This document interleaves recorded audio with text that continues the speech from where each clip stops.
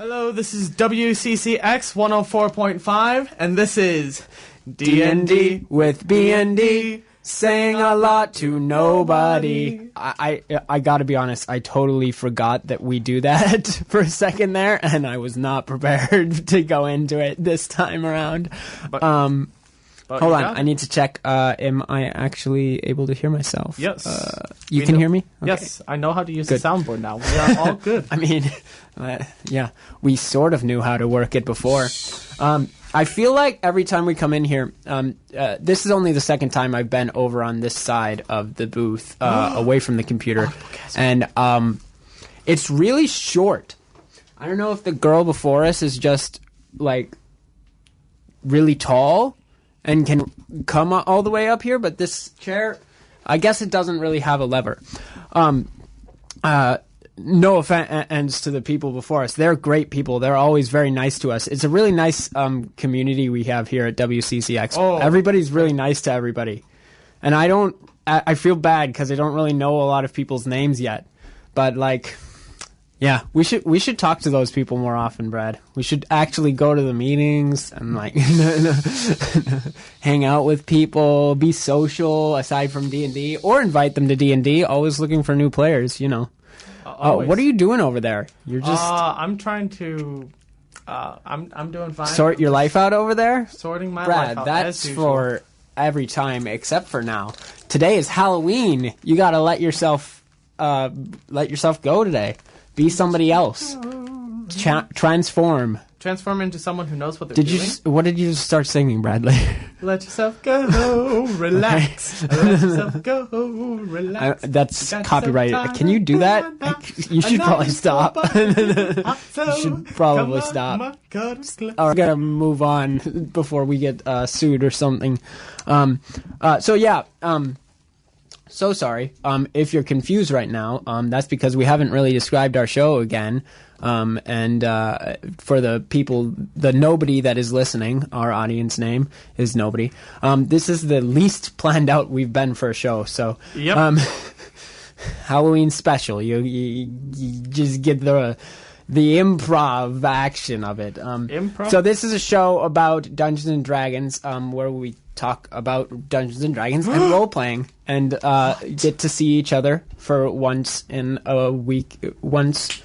The 2 times that we definitively see each other each week. This and D&D. This and D&D. So we see each other for D&D, and then we see each other for the D&D radio show.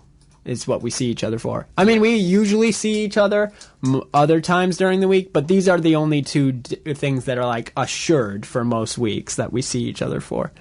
We are talking about D&D right now more for a new player perspective. Currently, our show is guided towards. For the first half of this semester, we are kind of going through the process of building characters and talking about the basics of character. The second half of our first season, I guess, we will be talking about things more relevant to DMs or Dungeon Masters, for those unacquainted with the terms. So, for instance, our first day, we just talked about D&D in general and, like, the society around D&D. Gotta have the culture, Carroll University, Pioneer Corps. Yeah, sure.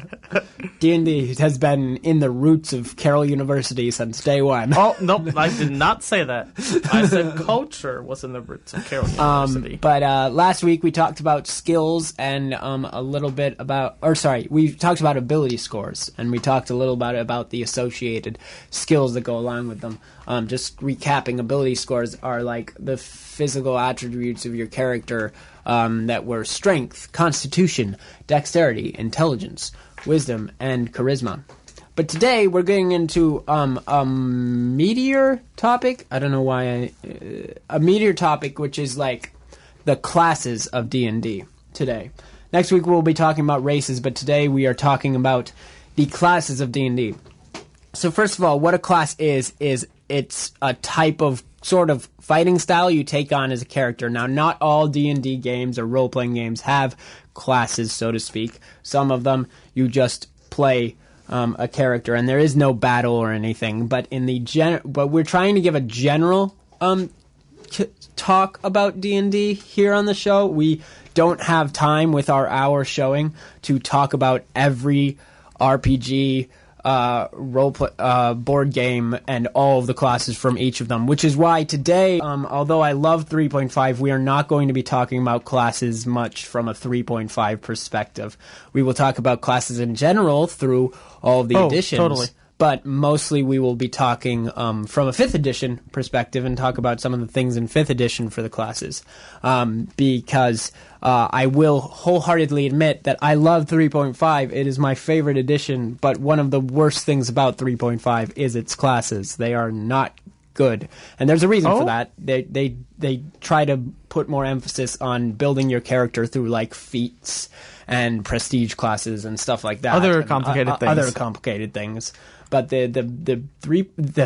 funny enough, the 3.5 classes are way too simplistic and way too bare minimum. Whereas I feel that's true more often of 5e. In this case, 5e is far superior in their class designs. So you got one win there, Bradley. Hey, that's rare. Yeah, 5e is better in that regard. Yes. Honestly, character design, mostly in 5e is it's arguably better. Like, it sets you up a lot more, but it can also put you into a box. 5e's, I will say this, 5e's class design is way more good for its game that it's trying to create. Yes. 3.5 is incredibly simplistic for the game that it is in. It has very bare minimum sort of stuff. I love the feat system of 3.5 more than 5e, and skills as well. But the actual classes are not that great. There are some standout things, but for instance, Bard in 3.5 is awful. Also, 3.5 has this thing where it's like, oh yeah, we're going to let you do whatever you want, and the reason we make these classes so simplistic is so they can incorporate all aspects of life, you know? But also, we're going to make our paladins only be lawful good. Or that isn't a requirement. Or our barbarians only not be able to be lawful. Or the best one, the one I hate the most, is druids can only be a neutral variant. Yeah. What rules have these? 3.5. Ugh. Yeah, 3.5. Disgusting. You want to know another thing?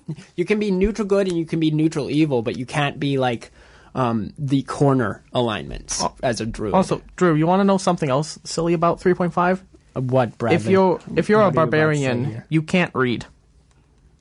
That's true in 5e. I keep saying that to you. It is not. I'm pretty sure it is. I'm going to look it up. Look it up. All right. But anyways, we are talking about classes. I feel like going over the attributes. You can make that a cool thing, though. I think that's a cool character element. It can be, but like, Drew, when you made our friends all classes, you made me a barbarian. Let's see here. I think I can read. I'm going to look up. I'm going to look it up. If not, how did I get here? I don't know how. But anyways, so I'm going to review attributes real quick, if that's all right.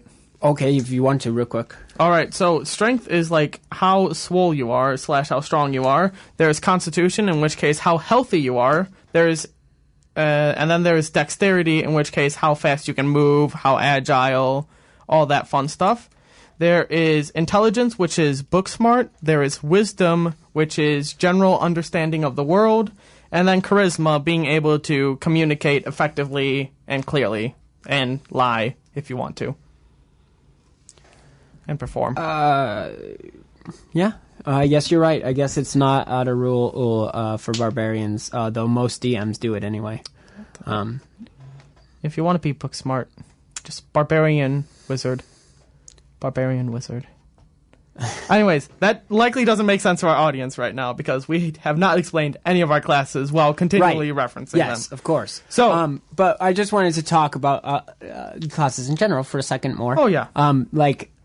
Classes are basically how you want to go about battling things, and it's just it's also very much the aesthetic of your character, which I think 3.5 did well in that they made it more about the aesthetic than about the battle stuff. You could find your battle stuff through other means, making the classes more of an aesthetic piece, which was fine. It just didn't suit the rest of the game they made.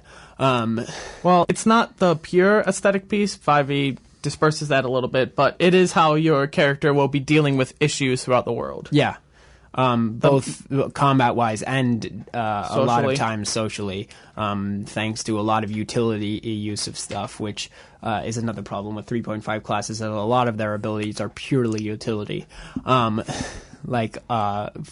First to fifth level druids are fairly useless except for utility reasons. They get better as time goes on, but early game druids in 3.5 are not great. Oh, we're druids. Yeah, druids is my favorite class, which we'll get to in a little bit. But like also, what was I going to say? Your class.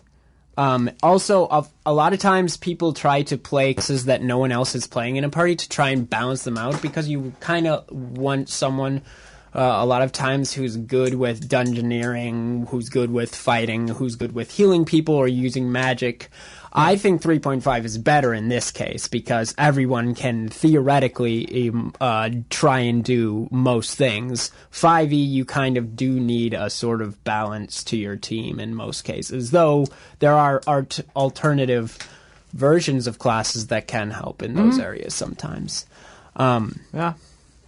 So, getting into that, there are a number of classes. There are 12 classes in 5e. Walking into this, I thought there were 6, and Drew reminded me there were 12. No, there are 12. I don't know why you thought there were 6. I can't keep track. Previously to 5e, 3.5 had 11 classes. There's one more that at 12e added on to its, or 12e, 5e added on to its base class. Now, obviously, there are a lot more classes than this.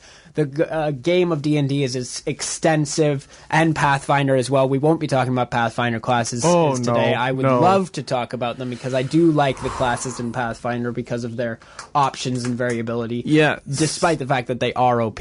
Everything's but we won't touch on we might touch on them, but we won't go into them very in depth today.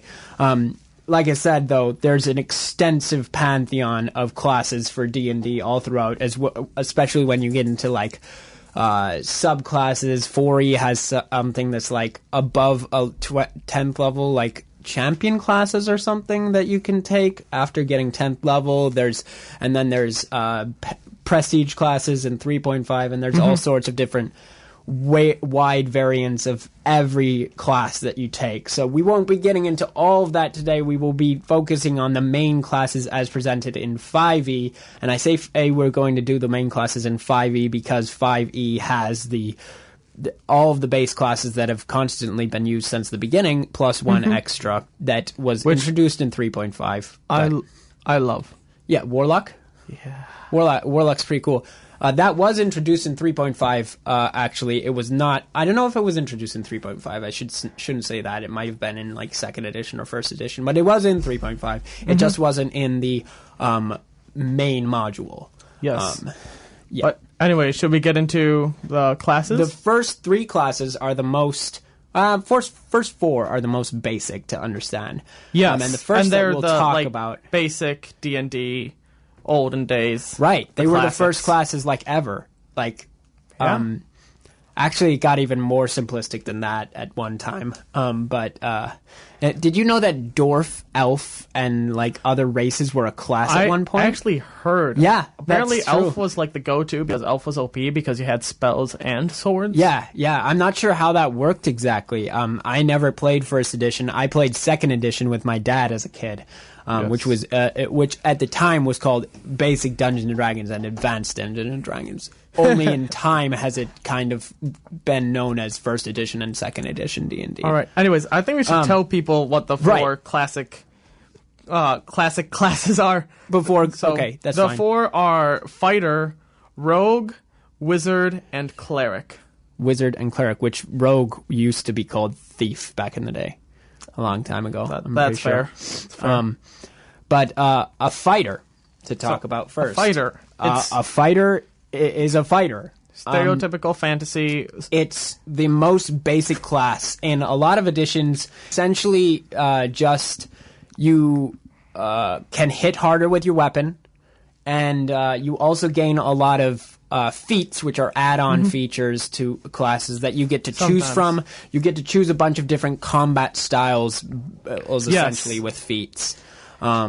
Basically, the fighters are your knights in shining armor a little bit. They're the rough and tough people, the people who do the heavy lifting, all that fun stuff. In 5e, fighters kind of take combat styles, which is slightly different from feats. It's a separate thing instead. They get the same amount of feats as everyone else. But essentially they're just a bare minimum fighter with a little more power behind their hits. Well, they also are the weapon masters. Yeah, in like very early edition, if you got criticals with them, you got to roll on a whole different table of dice to stack up damage massively.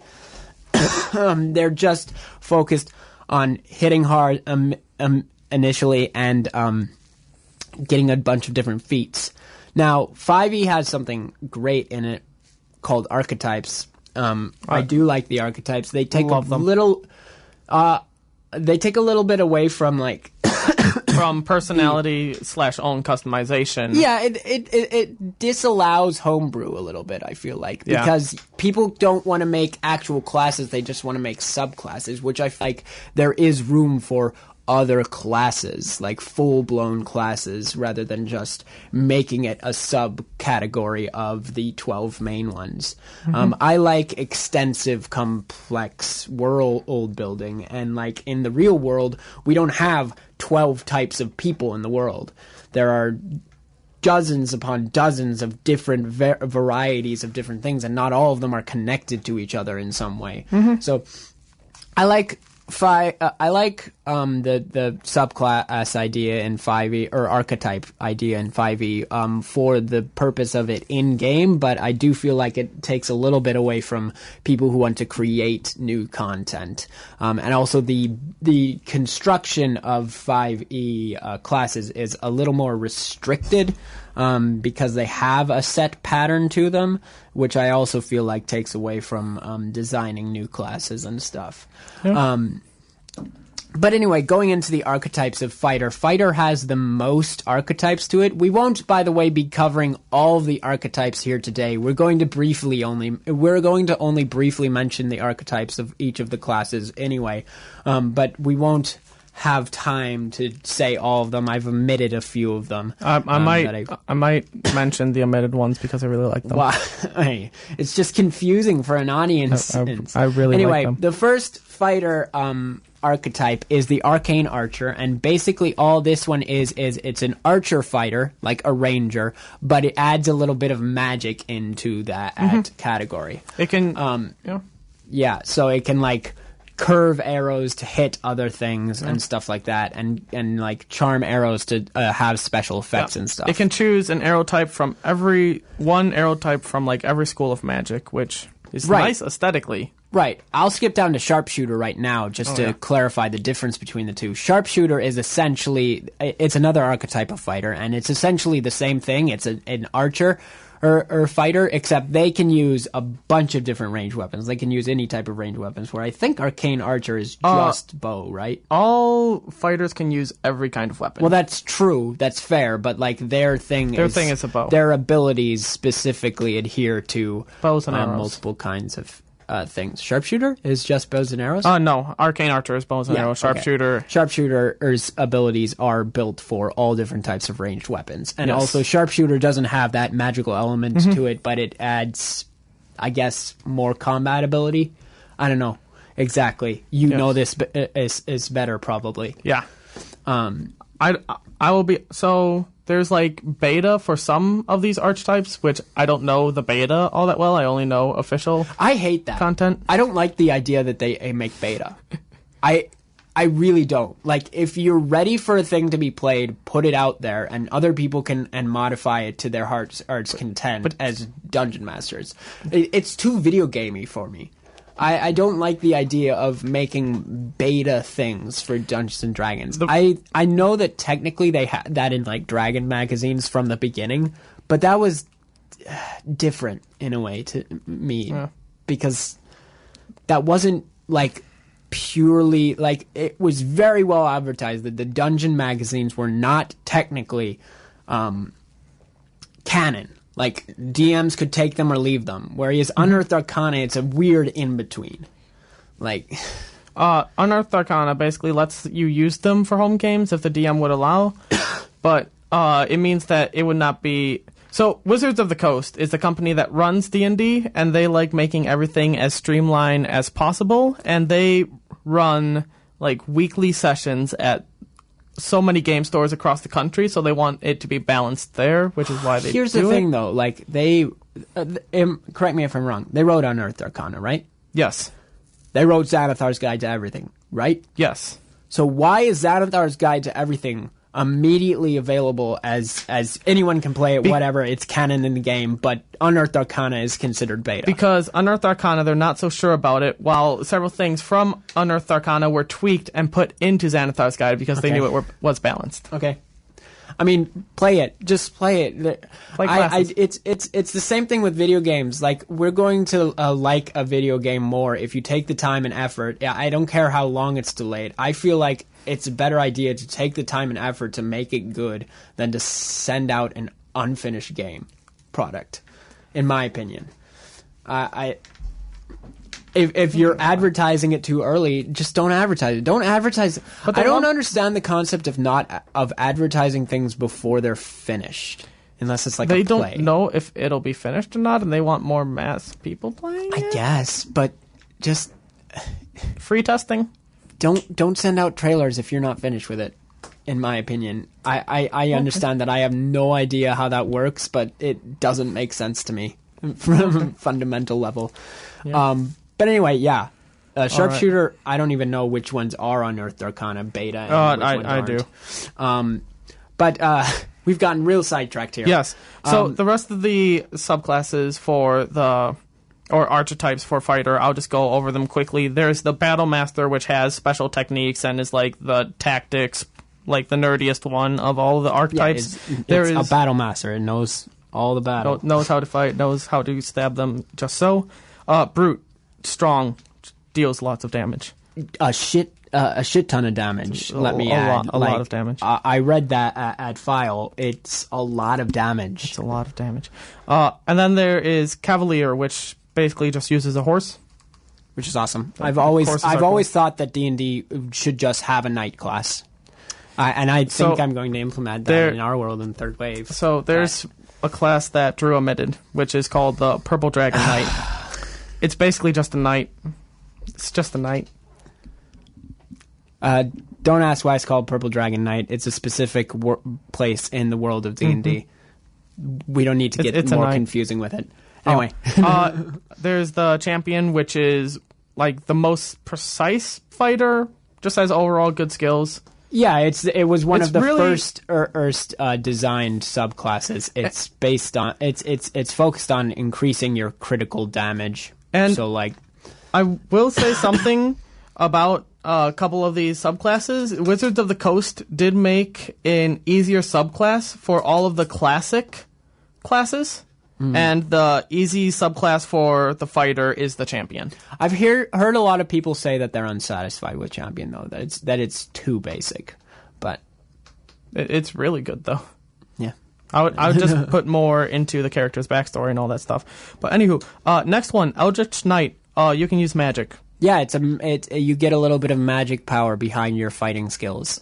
If you want me to like really nerd out and tell people who more know what's happening, it would be Arcana magic. You use damaging and like protecting magic than other kinds of magic. Right, so Arcana just means that it's based in like study, sort of, and it's like all types of different magic. There's like 3 main variants of magic in the world.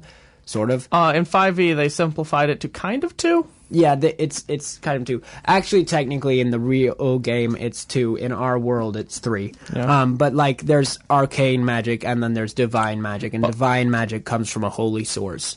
But then the other type is sort of there's natural magic, which is either arcane or divine. It's same kind of spells as arcane and divine sometimes, but it just comes from a natural source, in my opinion. Okay. What? Okay. Oh. Next one. Samurai. Samurai. Yeah, that's basically all the description you need for that genre. Is it's a samurai in a medieval world, which is pretty cool. And that is all of the... I've always been more of a ninja guy than a samurai guy. But you like ninjas? Yeah. Hey, can I tell you honestly, about people... though, neither of them really get my goat. Like, for a D&D world, anyway. Neither of them really interest me, but I do like ninjas. You like ninjas? You want to know what class would make a really good ninja? What? A rogue. Rogue? A rogue. They sneak around a lot. They kind of use daggers a lot, backstab people. I need to stop snapping this pen. I'm sure it's annoying. Taking the pen, but it's on the other side of the room now. Yeah. But rogues, the rogues, the second of the main classes. Yeah. Classic classes. Talk about their description, first of all, and their history. You want to talk about their history? Yeah, rogues are awesome nowadays. They're one of the... I would say rogue is honestly probably the most OP class historically. That wasn't true to begin with. When you began D&D, rogue was kind of a joke class. No one really took it because it was only very rarely useful. It was hard to sneak around things. It was the whole idea of rogue is...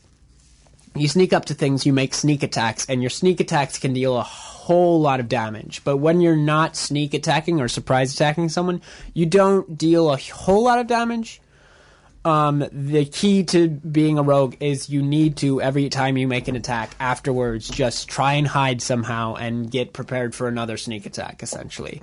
They made it easier in 5e, where if you have a friend next to the enemy, it's easier to sneak attack them, and you don't have to hide every time. So, like, a duelist can be a good rogue now. In 3.5, you could there was kind of that. You had to be flanking an opponent, so you had to be on the other side of your ally to be able to get a sneak attack in. I think that 5e makes it that's where I'm talking about OP-ness. That's ridiculous. Whenever someone's next to an enemy, which is all the time, you get a sneak attack. Hey. That's insane. You want to know something about the archetypes?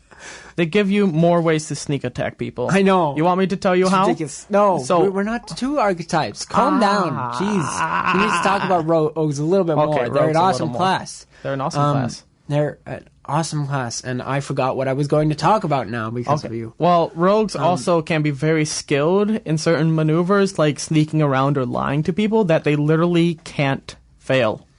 Yeah, they're honestly super OP, and I don't fault them for that. They're one of my favorite classes. Mm-hmm.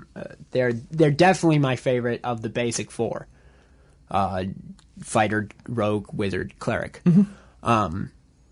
Which is saying a lot because I've recently found a love for wizards, but rogues are pretty cool. Oh yeah. But now, archetypes. There are 7 archetypes for rogue that we have listed here. Yeah. Arcane trickster. There's a lot of the archetypes that are just, this is a class, let's add some magic onto it. Arcane trickster is essentially that for a thief. Rogue. Yeah. Though I like Arcane trickster, it's been around since 3.5. It was a prestige class in 3.5. It's a magic based rogue. It's really good. It doesn't have quite as much potential for sneaking around and stuff as some of the other ones, but I mean, you can have a magic. You have a magic hand that you can essentially cast all the time, pickpocket people from behind and stuff like that. So you don't even need to sneak around them. You just talk to them and have the magic hand and picking their pocket. The second one is the assassin, and assassin has a really long history in D&D. Most people, when it first came out, people didn't like it. Really? I mean, most things in D&D, when they first come out, people are like, I don't like it.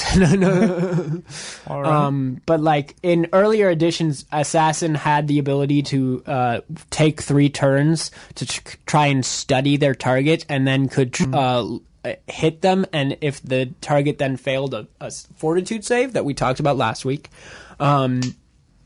then they instantly dropped to 0. They instantly died. In my game, I make it, they drop to 0 hit points and can still have death saves. But they instantly died. Yeah. Which there are a couple of death effects like that in 3.5 that I don't particularly like. I've changed it to you drop to 0 hit points and still have death saves. There are still a few in 5e where it's just like you die. But that's like the highest that's level really spells. high level stuff. But in 5e, you can't really do the same studying thing with this assassin. This assassin more deals a lot of damage when they surprise people, and they're able to impersonate, They deal even more damage than a regular sneak attack would do with their thing. And it's only at really high level. I find the assassin kind of lackluster in 5e. It's not that good. They can make when fake compared to 3.5 classes where you get death attacks at first level.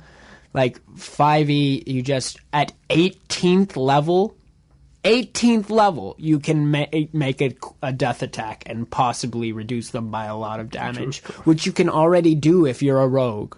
So, I don't know. Automatic crits. Yeah, at the start of battle, though, right? No, whenever they're surprised. That doesn't mean the start of battle. That means whenever you're hit. Oh, I didn't read that part. That's pretty OP. They're really strong.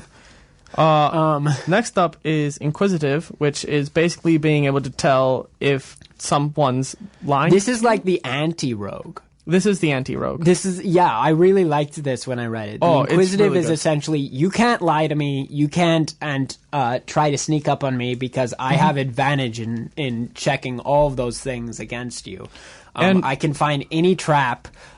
It's just like, you can't hurt it. And it doesn't obviously get the subtext of that. The sidebar of that is obviously you can't deal as much damage or be as good as sneaking necessarily. But this one, it's really great. And this one does really want to play that. Actually. And this one does take the trait of observing someone to get sneak attack on them. That lasts for a minute. I feel like I really want to play that class, but I also feel like I oftentimes play characters that are just like anti-DM characters, where I put high perception and high sense motive and like say, no, you can't get this by me. No, you can't. And I feel bad in doing that all the time. That's great. Because I just know everything, and there's not really a lot of surprises a lot of times. But that's okay. It's fun still. Yeah, I love Toadzilla and my other characters. Yes. Next, Velcro. Next. Why do I always have weird names? Because you always play weird races. Are they weird races? I mean, Hawada's not a weird race. Come on. Compared to like dwarf, elf, human. That's a race only in our created world. It's like world. A toad. Yeah, it's sort of. Anyway. The next archetype for Rogue is the Mastermind.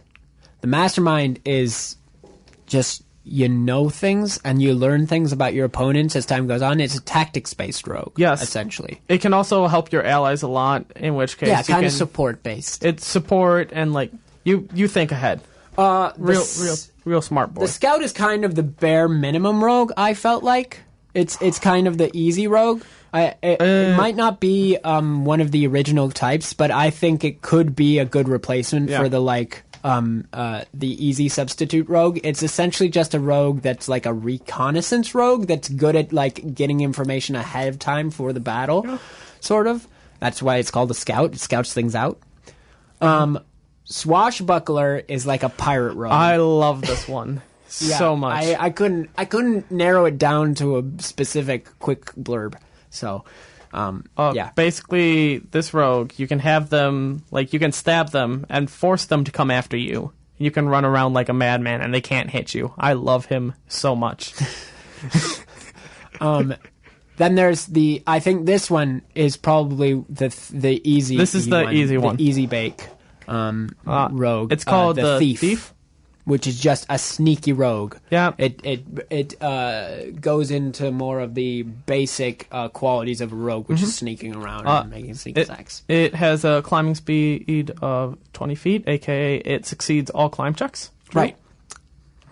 That's good. Yeah. All right. So next, one of the 4 basic classes is Wizard. Wizard is your spellcasting class. Yes. Your first basic spellcasting class made. Yes. And then they added Sorcerer and Warlock unnecessarily. But they're still cool. I'll give them that. They're just... If they were going to make more spellcasting classes, they should have had more of a separation and aesthetic. No, the aesthetic is fine. Not necessarily that. At first, the Sorcerer and Wizard were very close. But they have built the aesthetic as different, better, and more good over time. But I think there should still be more of a difference in gameplay between the Warlock plays a lot different. I guess, but it's still the same not the same spells. It's different spells in 5e, which I appreciate that they separated the spells. But it's still, you're casting spells in almost the same way that you would be as a wizard or sorcerer. It's they're all arcane, but it's a different origin from it. Basically, a wizard is your book nerd that studies books. It writes it gets its magical powers through a lot of time of study, essentially. That is the aesthetic of the wizard. The hardest working class, I think. Right. Sure. And all spellcasters have low HP. That's the other thing I don't like about Warlocks is, do they have low HP? As low as the other two? No. They have higher HP. They should. No. Yeah, they do have higher. No, they should have lower HP. Oh. They should have equal HP to the others. No, they have a lot less spells. Do they? Yeah, they only... That must have been a change in 5 years. Yeah, they have a lot less options to do. Well, a lot less ability to do things. It's complicated. We're going to talk about spells later. But wizards, they're your nerds. The wizards were the first spellcasters, first spell and boys. Like they have in 5e now they have the most capability for spellcasting as well, because they can continuously get new spells and add them to their spell book. So their spellcasting is unlimited. They can only cast a certain number of spells in a day still, and they can only know a certain number of spells in a day still. But they have the potential to change those out every day and know every type of spell there is available to them. Yes. There are separations of spells based on what class you're using, but still, it's a lot of spells. You have a lot of spell capability as a wizard. And the different archetype of wizards are just the different school... Sorry, go ahead. I was just going to explain the archetypes, but go with your idea. Right. I've never really played spellcasters a lot. Rory played spellcasters from when we were kids, and I talked about this a little bit our first Earth thing, but I haven't played a lot of D&D. I've almost solely been a dungeon master for D&D. So recently, I'm going to be having a wizard in your next campaign, whatever that is, if is. it pans out. And I've been looking at my guy, and oh my goodness, I'm so excited for him. It's my first time playing a true spellcaster. I've played Druid before, but that's a very different type of ball game, which I'll talk about because it's my favorite class. But Wizards are split into a lot of different archetypes. So, we'll only briefly touch on the magical schools, but yeah, I feel like not really explaining them too much. There are 8 different kinds of magical schools. I feel like explaining that more on a later date when we're going to talk about spells. I mean, there's abjuration. You can kind of guess from the words of them. Abjuration, maybe not. Conjuration is conjuring. Divination is divining things. Enchantment is enchanting things. Yeah? I would not know what these words were before D&D. I'm a simple-minded boy. I mean, divination is oracle stuff, like telling the future and stuff, right. Divining things. I think there are people that know what that is. Enchantment is enchanting things. Evocation is a little more complex. Illusion is casting illusions. Necromancy is bringing the dead back to life, and transmutation is changing your body, essentially, or changing the aspects of a thing. It's essentially like olden day, what they thought alchemy could do, like changing lead into gold and stuff like that. And we won't go into any of those really very far. You can find them on the site. and they're all very cool. There's a subclass for each of those different types of magic. There's also a wizard for lore mastery, and the lore mastery is essentially just taking all of those schools and knowing more stuff about wizardry. Like, you can take spells from other classes sometimes and stuff. I don't know. I couldn't really get the basics of lore mastery, Brad.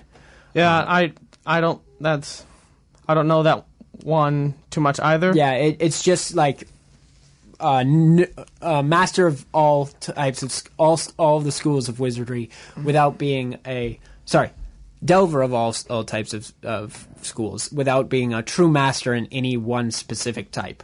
Then there's the School of Invention Wizard. I love it. Which is like a class about learning new spells and stuff, and you can cast at a higher level, I think, but if you do so, you risk possible random effects happening. Basically, if you don't know a spell, you can try to cast it, and things can go crazy. Yeah, things can go crazy. Wild magic has been a thing for a long time in D&D, and both wizard and sorcerer kind of have a subclass devoted to it. Wizard and sorcerer. Mm-hmm. And then there's the theurgy, which is like the divine wizard. This is only a thing in Unearthed Arcana. Basically, this means you get the spells from both Arcane and Cleric. It's broken. Yeah, they do. There's like a divine version of all of the spellcasting classes, which I don't get. I don't like the wizard one because it's the most broken.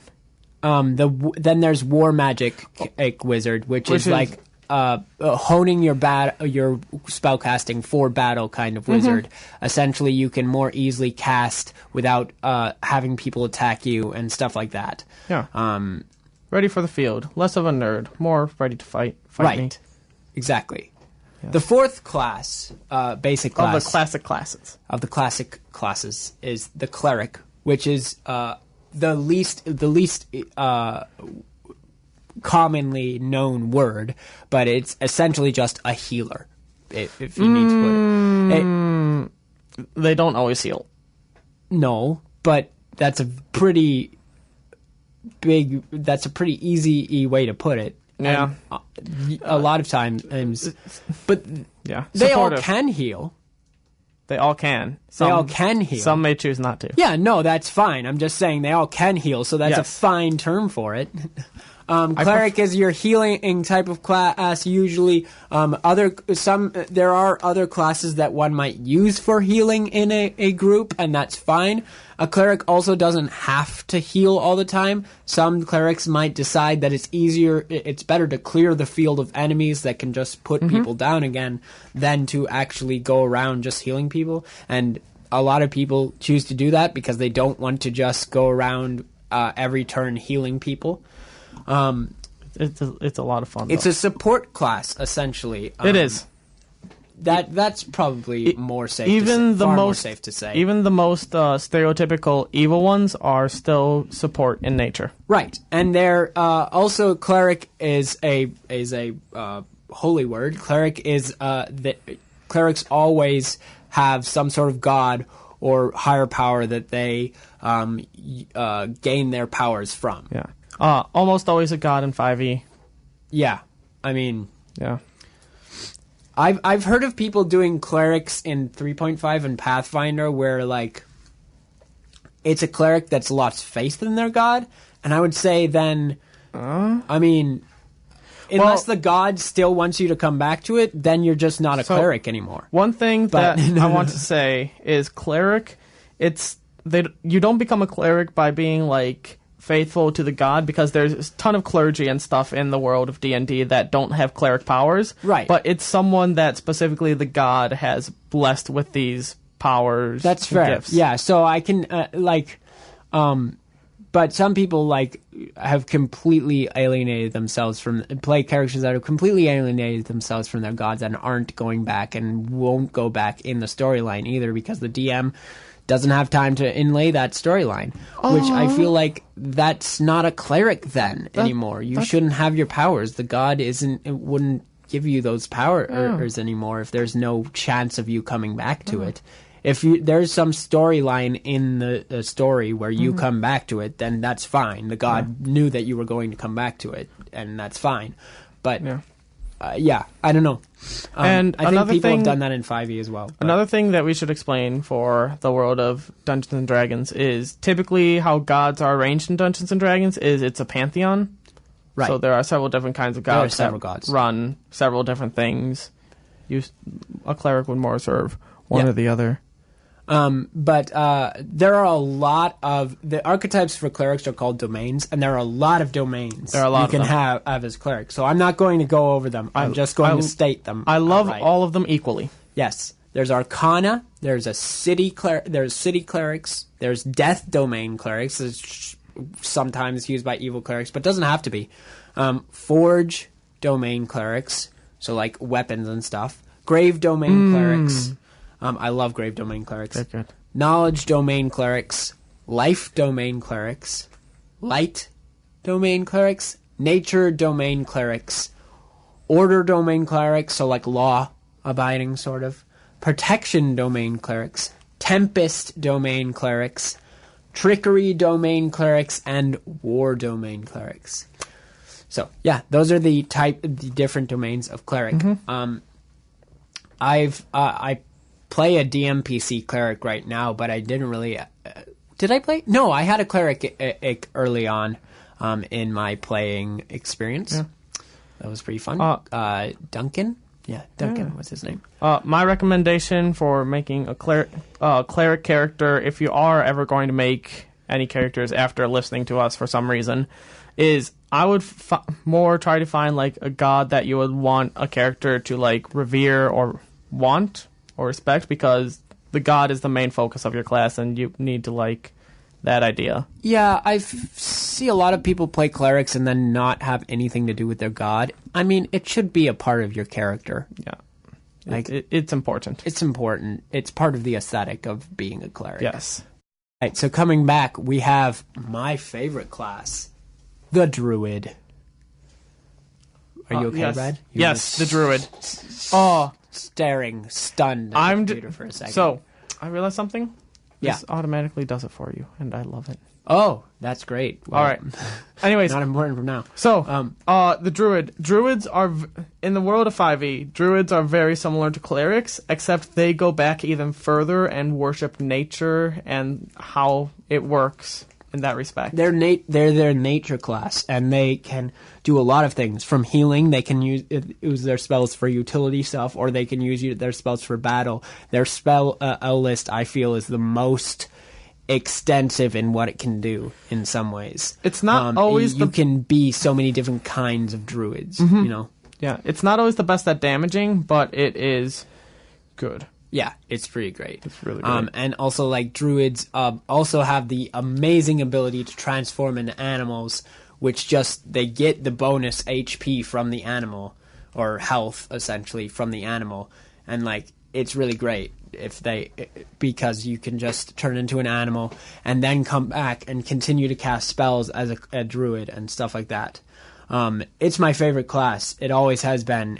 It's had its ups and downs. 4e, I know the druid was like a very panned class in 4e, but yeah, it's my favorite class because of the many different ways you can use it, and I just am really into animals and nature and stuff, and I love the aesthetic of the class. One thing I do have to say about druids, though, is they are the most complicated class. They're pretty complicated. And I will also say in 5e, the most OP class. When you get into 20th level and you can unlimitedly 100%. shift. I don't know who thought that was a good idea. I think it's the 4th most OP class, in my opinion. Really? Yeah. Okay, if you say so. 4th but most just OP. like, whatever. That's a whole thing. We would need to go into complexities to understand why that's so OP to be able to shift forever into different unlimited health forms. Yeah, unlimited health. Unless everything is focusing you, everything on the field is focusing on you. You're unkillable. Basically. The archetypes are the Circle of Dreams, which is sort of a weird, supportive, sleep-based druid that Yeah. also does healing and like can teleport, and it's kind of esoteric, semi-realistic because it has to do with fairies and stuff. Yeah. It's a weird, one. Then there's Circle of the Land, which is more focused on the land and like. You get specific spells for that if you want to go more damaging route. This is and the one to go. You make like beasts and like elementals of the land. Sorry, not beasts. Plants and elementals not be able to attack you. There are magical plants and stuff in this world, but they can't really attack you at a certain level. There's Circle of the Moon, which is just you gain more ability to wild shape into different stuff, and your shape shifting is better, and it's really strong it's better. for combat. Do you get to change into an elemental if you don't take Circle of the Moon? I don't know if you do. I think it's a thing that's added in Circle of the Moon. I don't know. Elementals are super powerful things that are based on the 4 different elements: earth, water, air, and fire. Sorry. I don't want to have that again like we did the first first radio show. There's Circle of the Shepherd, which it focuses on like summoning animals to fight for you and stuff. Love that one. There's Circle of Spores, which is like a fungus druid that's kind of death focused in some ways. Just so you know, the elemental is only in the moon. Okay. By the way, Circle of Twilight is also focused around death, like kind of focusing on the end of life sort of thing. And I didn't really look at Circle of Spores and Circle of Twilight. Circle of Spores. Much. I want to talk about them a little bit. Okay. Have you heard of the game called The Last of Us? Yes. And like how fungus controls zombies? Yes, I don't know if our audience has, but I have. So basically, Circle of Our Spores. audience is nobody. So. Circle of Spores is a lot different than the rest of the druid because most druid views undeath as unnatural and not in the natural order. Right. While Circle of Spores views undeath as part of the cycle and can coexist with life. Cool. Yeah, it's. I like it. Yeah, it is cool. Doesn't have to be evil, no? It does not have to be Awesome. evil. You can just have like a cave of yellow musk zombies. Just leave them be and don't kill them. Yeah. That's a reference to our game. All right, moving on to the Paladin. The Paladin used to be, you can only be lawful good with a Paladin. A Paladin is like your Crusader, sort of. It's like a divine cleric. Yeah, so Paladins are more stereotypically knight in shining armor, and they are very like clear and good with justice almost all of the time, except when it's not. Right. So there are multiple different oaths, which are the archetypes of paladins. There's Oath of the Ancients, which has an emphasis on being good over a sort of law or chaos. It's just being a generally good person, focus on generally being a good person.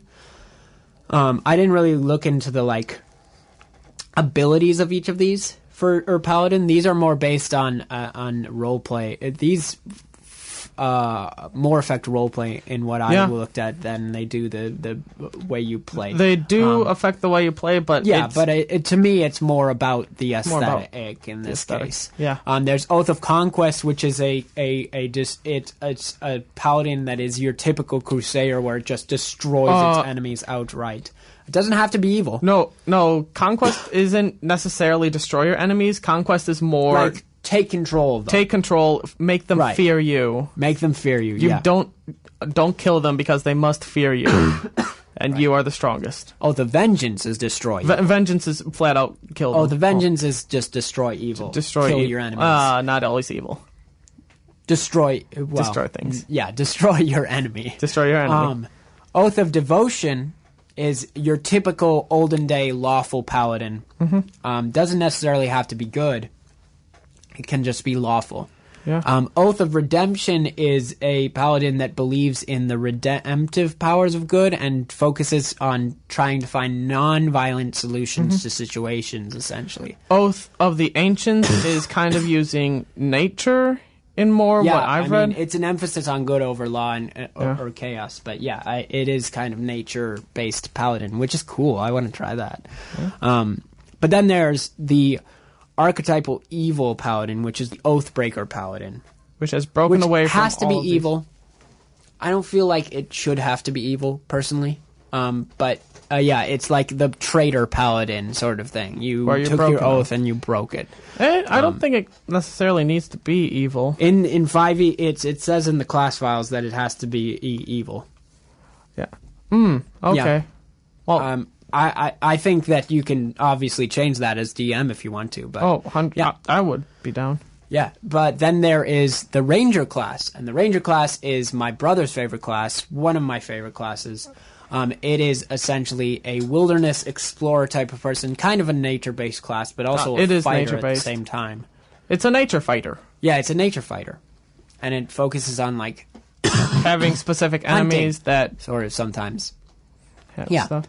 Having specific enemies as well. Mm-hmm. So there's the Beastmaster Ranger, which is the ranger that gets a pet. They took pets away from druids. Yeah. Druids can't have pets anymore, which is a great part of the druid. They can have pets, just it's not built into the class. Right. Beastmaster gets a pet automatically. Beastmaster gets a pet. It's not that strong as you think, but it can be very strong. It's weird.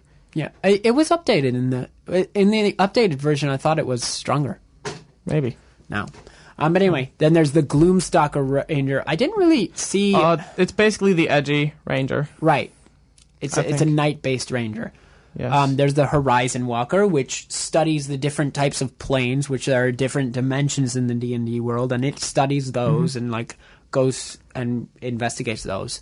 There's the Hunter, which has specific skills against certain foes. It even more hones in that aspect of like it's hunting a specific type of foe. Mm-hmm.